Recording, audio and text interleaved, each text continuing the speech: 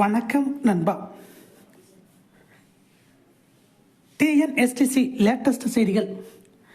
ஜனவரி 26 போக்குவரத்து கழக ஓய்வூதியர்களுக்கு பணப்பலன் வழங்க ரூபாய் 206 கோடி. போக்குவரத்து கழக ஓய்வூதியர்களுக்கு பணப்பலன் வழங்க ரூபாய் 206 கோடியை குறுகிய காலக்கடனாக போக்குவரத்து கழகங்களுக்கு தமிழக அரசு ஒதுக்கீடு செய்துள்ளது. இது தொடர்பாக போக்குவரத்து செயலர் க. பனீந்திர ரெட்டி பிறப்பித்த அரசாணை 2023 ஏப்ரலில் ஓய்வு, விருப்ப ஓய்வு மற்றும் உயிரிழந்த தொழிலாளர்களுக்கு பணப்பலன் வழங்க ரூபாய் 206.63 கோடி ஒதுக்கீடு செய்யும்படி போக்குவரத்து துறை தலைவர் அலுவலகம் சார்பில் அரசிடம் கோரிக்கை வைக்கப்பட்டுள்ளது. இதை பரிசீலித்த அரசு ஓய்வூதியர்களுக்கு பணப்பலன்களை வழங்கும் வகையில் ரூபாய் 206 கோடியே 63 லட்சம் குறுகிய காலக்கடன் என்ற அடிப்படையில் ஒதுக்கி ஆணையிடுகிறது.